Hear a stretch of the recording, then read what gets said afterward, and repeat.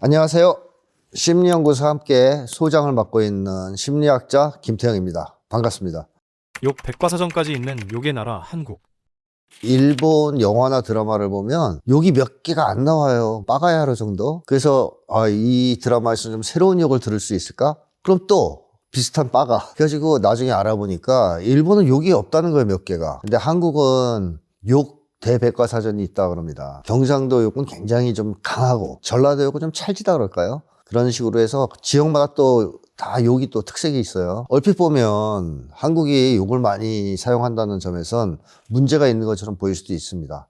근데 좀 뿌리를 파고 들어가서 원인을 따져보면요, 제가 한국인의 마음속엔 우리가 있다라는 저서에서 한국인과 일본인의 차이를 많이 분석했는데, 거기서 제가 한국인은 진짜 집단주의라면 일본은 가짜 집단주의다라는 얘기를 했습니다. 이걸 좀 쉽게 설명을 하자면, 가족이 있는데 아주 화목한 가족이에요. 그래서 아버지가 자식들 너무 사랑하고 가족들을 사랑하고 자기가 열심히 일해와서 번 거를 가족들 모두 이렇게 나눠서 잘 쓰고, 그러면 그런 집안은 가족 구성원들이 자기를 앞세우지 않고 가족을 우선시합니다. 이게 진짜 집단주의죠. 자발적으로 형성된. 근데 일본 같은 경우에는 어떤 예를 들 수 있냐면, 아버지가 깡패 같은 사람이에요. 맨날 와서 술 먹고 들어오고 애들 패고, 그다음에 돈도 벌어서 지 혼자 거의 다 쓰고. 근데 규칙, 규범, 가족 이런 건 엄청 강조해요. 그래서 그거를 거역하면 맞을 수가 있기 때문에 가족을 우선시하긴 합니다, 가족 구성원들이. 하지만 마음속에선 전혀 따르고 싶지 않은, 이걸 이제 전 가짜 집단주의다 이렇게 표현하는데, 사실상 전체주의가 이런 거라고 볼 수 있죠. 그렇다면 집단 내에서 갈등이 생기면 어떻게 해결하려고 할까, 그것을. 많은 학자들이 일본은 뭐 칼이 지배하는 나라고 한국은 도덕이 지배하는 나라니 뭐 붓이 지배하는 나라니 이렇게 이제 비교를 하는데, 개인 대 개인 간의 갈등이 생기면 일본은 그냥 칼 들고 싸웁니다. 결투라고 하죠. 결투. 아웅다웅 하다가 부딪히면 결투를 해결하는 거예요. 그렇게 해서 집단의 화목을 유지합니다. 힘으로 싸워서 이기는 사람이 모든 걸 가지는 이런 시스템. 근데 한국은 힘에 의해서 이게 결정되는 문화가 아니에요. 주먹으로 해결하려고는 하지 않습니다. 왜냐하면 주먹질을 하면 깨지는 거고, 같이 집단의 화목을 깨는 거라고 생각해서 주먹으로 해결하려고 하진 않아요. 화목한 공동체 속에서 살아온 문화가 있다 보니까 힘으로 문제 해결하면 집단에서 작살나요. 또 깡패냐? 뭐 이런 식으로. 그래서 한국 사람들은 힘에는 거의 굴복을 안 하려고 그래요. 힘에 굴복하는 성향은 거의 없습니다. 그래서 예전부터도 보면은 한국 사람들이 힘에 굴복을 안 하기 때문에 일본 사람들이 그런 얘기를 많이 했죠. 한국에는 항복이란 말이 없다. 근데 그건 항복이란 말이 없다는 게 아니라 그 말을 거의 안 쓴다는 거예요, 한국 사람들이. 그러니까 힘 대결을 했다가 지면 일본 사람들은 항복한다 이래요. 근데 한국 사람들은 그런 말 안 씁니다. 어디 두고 보자 이러죠. 한국 사람들은 어떤 때 그러면 상대방한테 굴복하느냐, 도덕적으로 자기가 명분이 없을 때. 시시비비를 가리는 건 엄청 좋아하고, 한국 사람들이. 네가 잘했냐, 내가 잘했냐, 네가 옳냐, 내가 옳냐, 이걸 따져가지고 도덕적으로 논쟁을 해서 내가 더 우월하다 하면 그건 인정받는 거죠. 겉과 속이 다른 일본, 속이 투명한 한국. 한국 사람들 갈등을 주먹으로 해결 안 해요. 하지만 때로는 막 화도 나고 속에 막 쌓인 것도 있고 도덕적으로 밀려서 굴복하지만 마음속에서는 용납이 안 될 수도 있죠. 그럼 그걸 어떻게 표현하느냐? 욕을 하는 거예요. 욕으로 표현하는 거죠. 그럼 왜 그걸 또 표현을 굳이 하느냐? 일본 사람들은 속마음을 거의 드러내지 않습니다. 그러니까 예를 들면 아버지가 집안의 규칙 잘 지켜야 돼, 이렇게 깡패 아버지가 얘기하면 자식들이 싫어 이렇게 얘기 못 하잖아요. 맞아 죽는 수가 있으니까. 그래서 자기 속마음을 드러내지 않고 네 아버지 이러면서 잘 지켜요. 이런 마음을 일본 사람들은 뭐라고 부르냐 하면 다테마에라 그러죠. 겉마음 또는 사회적 마음이라고 할 수 있습니다. 근데 속에 있는 마음은 있잖아요. 아버지가 강요하는 규칙을 지키기 싫은 마음이 있을 거 아니에요. 그걸 이제 혼내, 속마음이라고 그래요. 그러니까 일본 사람들은 이 두 가지 마음이 분리돼 있고 혼내를 드러내는 경우는 거의 없습니다. 그래서 오랜 세월 동안 부부로 살아온 사람들도 상대방의 혼내를 모르는 경우가 많다라는 얘기가 있을 정도로 혼내는 거의 드러내지 않고 겉마음을 드러냅니다. 친절함, 따뜻함, 뭐 예의 바름 뭐 이런 건 다 그 다테마에서 나오는 거예요. 겉마음에서. 그러니까 속마음을 일본 사람들은 표현을 잘 안 하는 쪽으로 유명하다면, 한국 사람들은요 속마음 표현 안 하는 거는 참지를 못해요. 그리고 속마음과 겉마음이 다르다라면 굉장히 싫어합니다. 겉과 속이 다르다 그래가지고 뭐 표리부동하다, 겉과 속이 다르다. 한국 사람들 제일 싫어하는 거 아니에요? 일본 사람들은 마음이 두 개다 그러면 다들 끄떡끄떡해요. 근데 한국 사람들은 속마음을 표현하지 못하면 병 걸려요. 그 부글부글하는 거 갖고 있으면 한국 사람들은 화병 나거든요. 그러니까 표현해야죠. 그래서 그걸 표현하기 위해서 욕이 발달했다. 이렇게 볼 수 있습니다. 한국인의 화, 관계 개선을 위한 거다. 근데 한국 사람들은 이 속마음이나 감정을 강하게 표현했을 때 그 표현하는 목적이 관계를 깨는 데 있지 않습니다. 이거는 한국의 많은 심리학자들이 연구를 통해서 많이 주장했던 바인데 이미 목적이 어디 있냐면 자기 속마음 전달하는 데 있어요. 내가 이렇게 화가 나고 지금 억울하고 이렇다라는 걸 전달하는 게 목적이지 화를 내는 것이 서로의 관계를 파기하거나 끊는 게 목적이 아니에요. 절대 한국 사람들은 오히려 관계를 더 강하게 만들기 위해서 속마음을 표현한다고 보면 되거든요. 근데 일본 사람들이나 서양 사람들이 한국인 정도의 강한 감정 표현 혹은 욕을 했다 끝내겠다는 얘기입니다. 그 전까지는 그런 식으로 드러내지 않아요. 근데 한국 사람들은 막 쌍욕하고 나서 술 먹고 친해지서 화해하고 내 마음 다 알아들었어? 그럼 끝이에요. 자, 이런 점에서 보면 한국에서의 욕은 꼭 단순한 어떤 공격 수단은 아니다. 자기의 속마음을 과감하게 표현하는 수단이고 또 어떤 면에서는 사교 수단이기도 하고요. 관계를 더 든든하게 만드는. 그리고 또 한편으로는 지배층에게 이렇게 저항하는 언어이기도 했죠. 풍자나 해악으로. 그런 점에서 한국은 욕이 발달했는데 이것은 야만성의 증거라기보다는 오히려 한국인들이 도덕을 중시하는 성향이 있는 것과 관련된 증거다. 저는 이렇게 보고 있습니다. 혁신국가 한국 만든 한국인의 이 정신. 한국의 이 탈춤이라든가 뭐 이런 거 보면 진짜 욕 많이 합니다.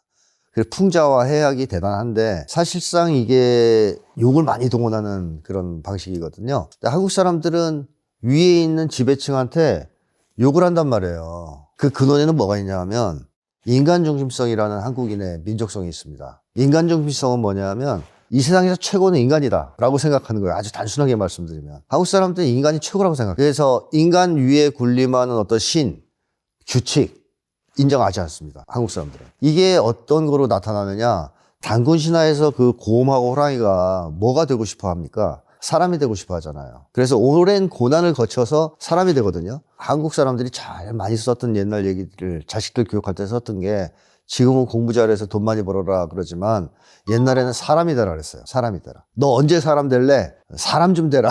이게 아주 오랜 뿌리가 있는 말인 거예요. 한국의 경우에는. 그 다음에 단군의 건국 이념이 뭐냐? 홍익인간 아닙니까? 널리 인간을 이롭게 하라. 전 세계를 통틀어서 건국 이념이 인간애를 담고 있는 이념은 우리밖에 없다고 봅니다. 거기서 이 인간은요, 우리 민족만도 아니에요. 모든 사람이에요, 지구촌에 있는. 그러니까 이 정도의 박애주의, 인류애를 담고 있는 이념을 건국 이념으로 5,000년 전에 세웠다? 이것만 봐도 우리 한국 사람들이 굉장히 인간을 중시하는 사람들이다 하는 걸 알 수 있는데요. 들고 일어나는 한국. 욕은 봉기 수단? 인간을 귀중하게 여기는 한국인들, 지배층이 백성을 함부로 탄압하고 대하는 거, 괴롭히는 거 용납할까요?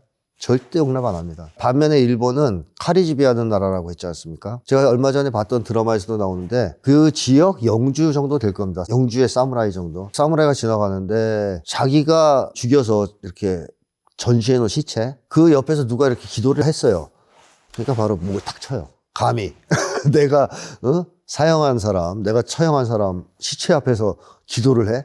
목을 그냥 날려버립니다. 그래도 일본에서 아무 말 못하는 문화가 있어요. 심지어는 그 당시에 사무라이들을, 과거의 사무라이들은 칼이 잘 드는지 시험하기 위해서 백성을 죽이기도 했습니다. 그래도 항의를 못했습니다. 근데 만약에 한국에서 그런 일이 벌어졌다, 바로 폭동 내지는 밀란, 봉기가 일어납니다. 그래서 한국은 엄청나게 많은 봉기가 있는 나라거든요. 그때 이 봉기를 이렇게 많이 했다는 것은 저항성이 굉장히 강하다는 걸 의미하거든요. 그러니까 사실 한국의 지배층은 일본에 비하면 백성들한테 좀 철철 긴 편이에요. 그렇게 무지막지하게 백성들을 박해하거나 탄압하지 못했어요. 왜냐하면 봉기가 일어나고 밀란이 일어났기 때문에. 그래서 어느 정도 잘해주는 편이었는데도 불구하고 만약에 아까와 같은 짓을 한다? 그럼 바로 들고 일어나는 게 한국 사람들이라는 거죠. 그래서 한국 사람들이 권리의식도 강하고 저항정신도 강하고 자기 의견 표현도 많이 합니다. 그러니까 옛날부터 지배층한테 수틀리면 들고 일어나고 그 사이에는 뭐 했냐? 욕했던 거예요. 막 욕하면서 이제 낄낄거리면서 야, 그 사또 그 자식은 머리가 비었지? 막 이러면서 낄낄거리고 탈춤 출 때는 아예 노골적으로 양반들을 조롱하고 그걸 양반들도 허용했던 겁니다. 안 하면 밀란이 일어나니까. 그러다 그게 도를 넘어서면 봉기를 일으키고 이런 식으로 살아온 민족이니까 당연히 욕은 사실상 언어적 저항수단, 봉기수단이라고도 말할 수 있는 것이죠. 그런 점에서도 욕이 발달한 측면이 있어요. 인간보다 규칙, 융통성 없는 일본? 일본은 어떨까요? 인간보단 뭘 더 중요하게 생각하느냐? 규칙이나 규범, 전통 이런 걸 더 중요하게 생각합니다. 그래서 일본 사람들은 어떤 문제가 있냐면 규칙이나 규범 앞에서 융통성을 거의 발휘를 잘 못해요. 그러니까 예를 들면 일본은 고속버스 출발 시간이 5시다. 그러면 운전기사가 4시 50분 되면 정확하게 뭘 하고 55분 되면 뭘 하고 딱 정시가 되면 부릉 하고 출발하는데 거의 오차가 없대요. 모든 기사들이 정확하게 이렇게 한대요. 그래서 일본에서 만약에 5시 출발하는 버스를 타려고 그러는데 내가 깜빡해서 뭘 놓치고 왔다라든가 표를 잘못 구했다든가 그럼 기사한테 죄송한데 제가 이거 좀 바꿔올 동안 조금만 기다려주세요. 5분 정도. 안 돼요. 일본은 얄짤없습니다. 바로 떠납니다. 한국은 그게 돼요. 한국은 됩니다. 저도 경험해봤어요. 옛날에. 표를 잘못 끊어서 그걸 보여주자 기사가 시간이 다 됐는데도 빨리 뛰어가서 바꿔와라. 그래서 전 막 달려가가지고 바꿔서 오는데 한 10분 정도 지체됐거든요. 근데 기다려주시고 당연히. 또 승객들 반응도 굉장히 재밌어요. 한국은. 그렇게 갔다 오면 아유 고생했어요. 다행이야. 잘 바꿔왔나 봐. 이런 분위기. 일본은 화내요. 왜요? 이거 민폐 끼쳐? 뭐 이런 식이거든요. 이게 뭐냐면 한국 사람들은 규칙 이전에 사람을 보는 거예요. 그래서 한국 사람들은 굉장히 개방적이다라는 얘기를 듣고요. 그 다음에 포용성이 넓고 융통성이 강하고 실용주의자들이다라는 평가를 받습니다. 종교전쟁 없는 한국, 이것 때문? 한국 사람들은 사람에게 도움되면 아주 그냥 열린 자세로 받아들여요. 어떤 걸 대할 때 그 자체가 뭐냐 어쩌던지 때 기준이 항상 똑같아요. 사람에게 도움이 되냐 도움이 되지 않냐. 도움되면 받아들입니다. 종교에 대해서도 열려 있어요. 기독교? 그거 이상한 교리인데 이렇게 생각하지 않고 이거 평등주의 이거 우리한테 도움되네 받아들여. 그래서 한국은 사실 천주교가 전파될 때도 자발적 전파를 한 나라거든요. 그러니까 천주교의 외국 선교사들이 와서 전파했다기보다는 한국 사람들이 자발적으로 그걸 보니까 이거 우리한테 도움되네 받아들여. 그 대신 사람한테 도움이 안 돼 그러면 이건 바로 버립니다. 그러니까 그런 것 때문에 한국 사람들이 혁신이 빨라요. 굉장히 빨라요. 이 변화 추세에 대해서 이거는 인간에게 도움이 될 것 같아 그럼 팍팍 받아들이고 아닌 것 같아 그러면 과감하게 버리는 게 있거든요. 한국 사람들이 이렇게 인간을 귀중하게 생각한다는 얘기는 뭐냐? 종교나 지배층에 굴복을 잘 안 한다는 얘기거든요. 아시다시피 한국은 산업화된 국가 중에서 거의 유일하게 종교적 자유가 보장되는 나라예요. 미국도 법적으로는 보장되어 있지만 개신교 비율이 85%가 넘고 미국 사회에 살아가려면 교회 안 다니면 안 됩니다.